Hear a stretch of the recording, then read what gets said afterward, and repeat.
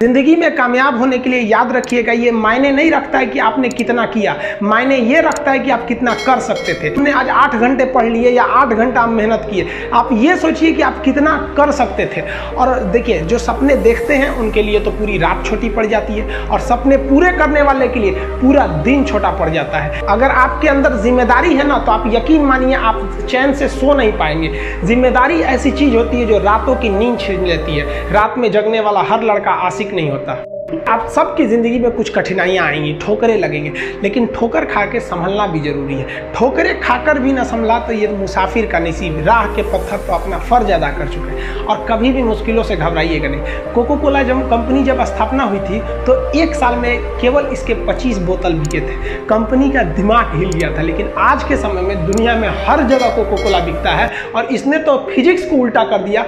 लोग कहते हैं ठंडा मतलब तो कोको कोला। भाई साहब, ठंडा मतलब वो होता है जिसका टेम्परेचर कम हो, लेकिन इतना भी कहा कि इसके आगे लोग भूल गए कि ठंडा मतलब कोको कोला नहीं होता है। ठंडा मतलब वह चीज जिसका टेम्परेचर कम है। इसलिए परेशानियों से कभी मत घबराइएगा। आगे बढ़ने के लिए तकलीफ का होना जरूरी है, क्योंकि छांव आते ही इंसान के कदम रुक जाते हैं, और धूप में कभी कदम नहीं रुकते हैं। जरूरी नहीं कि हर चीज आपको किताबें और यूनिवर्सिटी में ही पढ़ाया जाएगा। बहुत से चीजें हैं जो आपकी खाली पेट और खाली जेब सिखाएगी, जो आपको कोई टीचर नहीं सिखाएगा। कहते हैं जरा सी छेद क्या हो गई मेरे जेब में, सिक्कों से ज्यादा तो मेरे रिश्तेदार गिर गए। लाइफ में सबका स्ट्रगल होता है। हम लोग के भी लाइफ में बहुत तकलीफें आई थी। जिंदगी में इतने तकलीफ देखे कि अब अगर तकलीफ नहीं होता है तो तकलीफ होता है। जिंदगी ने उस मुकाम पर लाकर छोड़ा है जहां पसंद तो बहुत कुछ है, लेकिन चाहिए कुछ भी नहीं।